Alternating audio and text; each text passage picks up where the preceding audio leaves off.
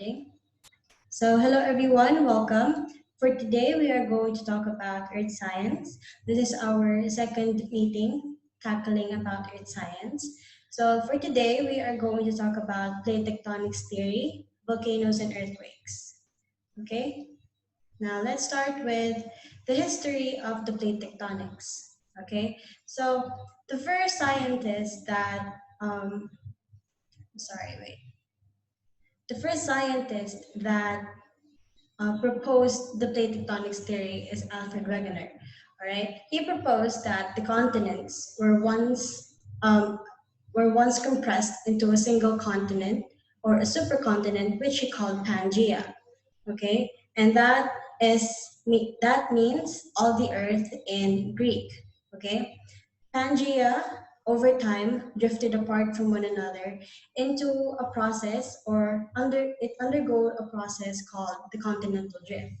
Okay, so he theorized that every continent that we know today was once a part of a supercontinent called Pangaea. Okay, and over time, like millions of years ago, it drifted apart into the current distribution, a process he called the continental drift. Okay. Now, during his time, his theory or his idea was not taken seriously by the science community. So it was disregarded until he passed away, and his theories or his ideas started to make sense to the science community.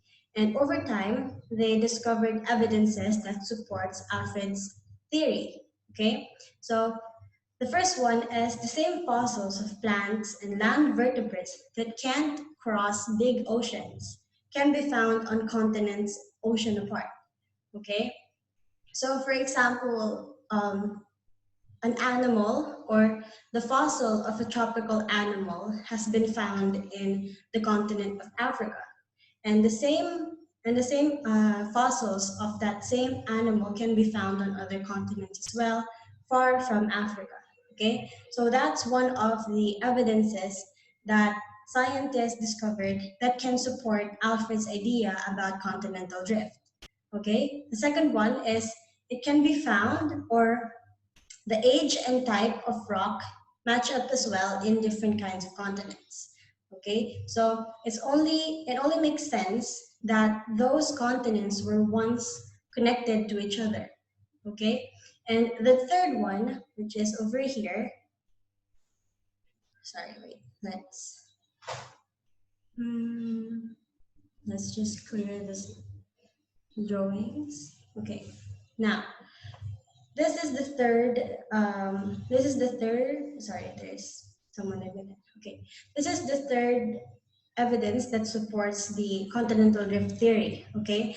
These red lines are the ones that have had um, volcanic activities and earthquakes. Okay. Scientists started plotting them and they connected those points or those areas that had earthquake or um, volcanic activities before. And that pattern was similar to the pattern that Alfred Wegener proposed before.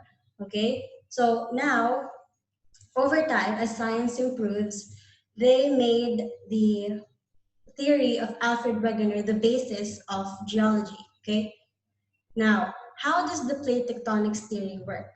Okay, so this theory states that the Earth's solid outer crust, or the lithosphere, if you guys watched our or attended our first meeting about um, Earth science, we talked about the layers of the Earth there. So if you guys want to know more about the layers of the Earth or review more on that, you can check it out later. Okay. So now we have the lithosphere. The lithosphere is separated into plates that move over the asthenosphere. Okay, the asthenosphere is below the lithosphere. Okay, the lithosphere is composed of our crust and the upper portion of the mantle. Okay, the asthenosphere is made up of the molten upper portion of the mantle. So the asthenosphere has a high viscosity. It's mostly molten rock like magma. Okay, now The oceanic and continental plates come together, spread apart, and interact at boundaries all over the planet. So these plates interact with one another, and for every interaction that they have, it makes or it contributes something to the earth. Okay, it changes, it reforms the earth in its own way. Okay, like here, these massive lithospheric plates are all moving in different ways, and how they interact with one another can have a huge impact on the earth. All right, so let's talk more about that. Okay, so these are the kinds of plate tectonic boundaries. So what are boundaries? These are where the plates meet. Okay, so the first kind of boundary is called the continental collision boundary or convergent boundary. So when this happens, two plates are moving towards one another. All right, so if two continental plates collide with one another, there can only be, or there are two results that can this boundary can produce. Okay, so may dalawang pwedeng mangyari sa um, interaction na to. Okay, the first one is the rock above the boundary, or the surface, will be lifted up or folded and form mountains. All right, so if both of them collide and none of the two plates submerge to the other, magpo-form lang sila ng mountains. Okay? The rock on the surface will be lifted up and form mountains. Okay? So as pressure underground builds, the impact above ground can be quick and violent. Okay? Fast movement or slipping of the land can result in earthquakes, either above ground or under the ocean. Okay? So, kunyari nag-rise up yung pressure dito sa lithosphere or sa asthenosphere. Okay? Pag nangyari yon, it can result to the fast movement or slipping of the surface. Okay? Which can result to earthquakes. Okay? So, convergent boundaries can also be a cause of earthquakes. All right? And the second thing that can happen during convergent boundary is the subduction zone boundary. Okay? Here, one of the plates will dive under the other plate. It is mostly or usually the heavier, denser crust that submerge into the lighter crust. Okay? So, ang mas mabigat dito is the oceanic crust. Okay? So, as you can see, the oceanic crust submerged into the continental crust. Okay? So, pag nag-submerge to deeper into the earth, pwedeng mag-melt yung crust na yon and it can turn into magma. In some cases, it rises up from the surface to the dito. So it rises up to the surface. Alright? So pwede siyang magkaroon ng volcanic or any activity under the ocean or the oceanic crust. Okay? So ayan yung pwedeng mangyari sa convergent boundaries. Next naman is divergent boundaries. Okay? This occur when plates are moving away from one another. So kabaligtaran ng convergent. Okay? May dalawang things na din na pwedeng mangyari dito. Either the space between the two plates widens and becomes a large crack or rift. Okay? So pwede lang siyang maging crack. Ayun na yung result ng divergent boundary. And the second one is if the space between the two plates is under the ocean or the oceanic crust, where the crust is thinner, magma oozes up from the Earth's mantle and fills the space. Okay, this is called seafloor spreading. Okay, so I'm going to show you guys this. So that is what happens during seafloor spreading. As you can see, the surface or the crust is beginning to expand kasi nga yung magma, it rises up to the surface and it fills the gap that the crust makes. Okay, so that's what you call seafloor spreading. Mas spread yung crust due to the magma. Okay, so the last one is the transform boundaries. Okay, this occur when plates are sliding past each other in opposite direction. This results to a fault, okay? So if the plates are stuck for a long period of time, the pressure will continue, the pressure will continue to build at the fault line until it eventually releases, resulting in an earthquake.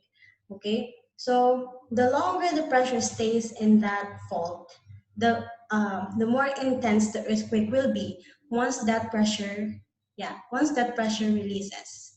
Okay, so ayun na yung three kinds of plate tectonic boundaries. Okay, now let's go to volcanoes naman. So during volcanic activities, magma inside the earth rises up through cracks or weak points in the crust. So ayun yung nangyayari when we have volcanic activities. Okay, so during a volcanic activity, the first thing to be released is gas. Okay, so the gas that the volcano releases, it's mostly water vapor with carbon dioxide plus silicon dioxide. Okay, so ayun yung tatlong components ng gas na release ng volcano. Okay, water vapor, carbon dioxide, and silicon dioxide. Okay, and once that happens, it is followed by solids that have been broken down by volcanic gas or the impact of the eruption. Those solids are called pyroclastic materials. So those pyroclastic materials are classified into their shape and size. So from smallest to largest. The smallest is the volcanic ash.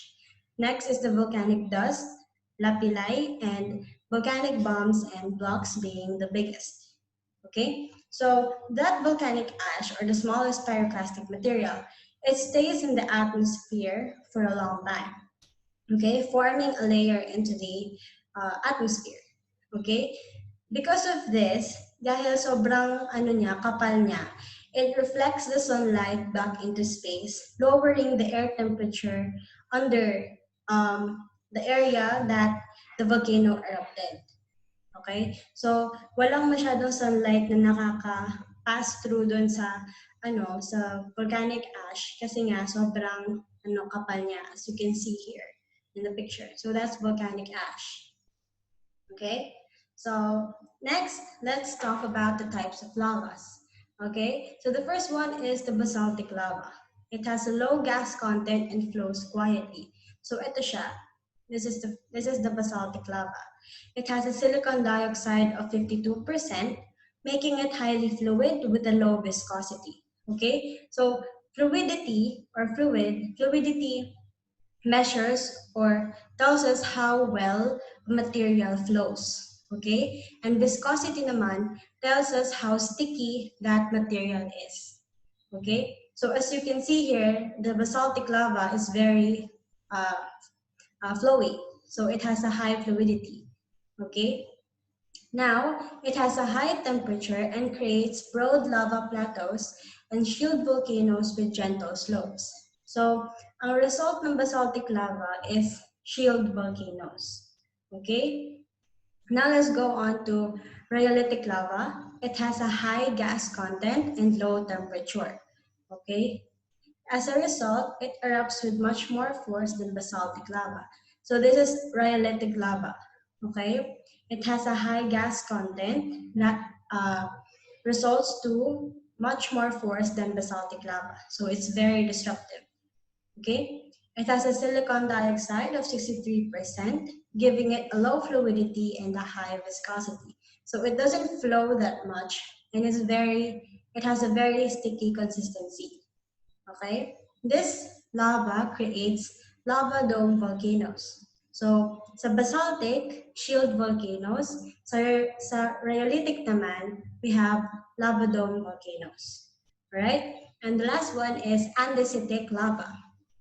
This is somewhere between basaltic and rhyolitic lava. So it means that its silicon dioxide is between 52% to 63%.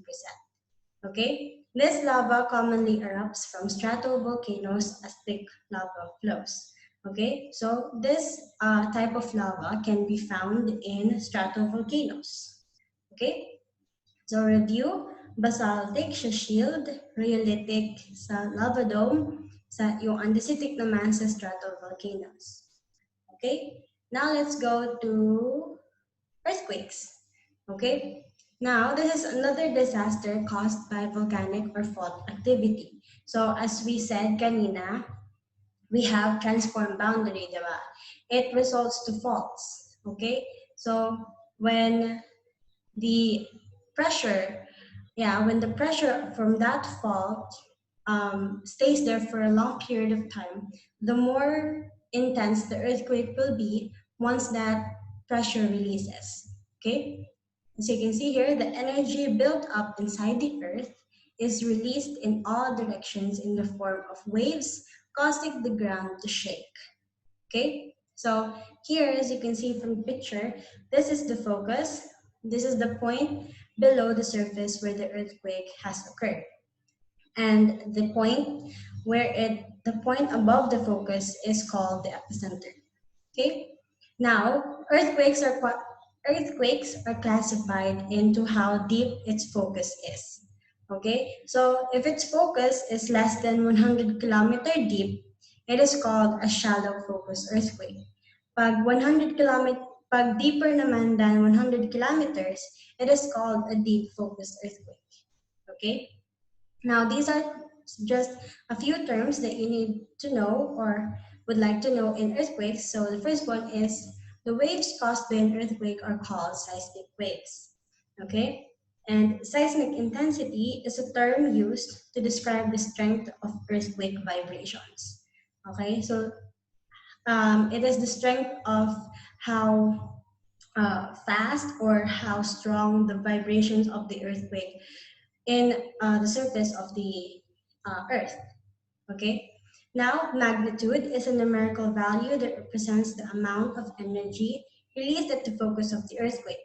So this one, pinag-usapan na natin to sa physics, right? In physics, this is also a numerical value. But when it comes to earth science or earthquakes, the magnitude represents a more specific kind of numerical value. Okay, so it's not just a numerical value, pero dito, it is the amount of energy released at the focus of the earthquake. Okay, and the next one, or the last one, for our lesson for today, is the three types of seismic waves. Okay, the fastest of the three seismic waves is the P wave, okay, followed by S and L wave. Okay, the L wave is the most destructive, followed by S wave and P wave. So, baliktad sila. Okay, yung fastest P wave, pero ang pinaka-destructive is the L wave. Okay?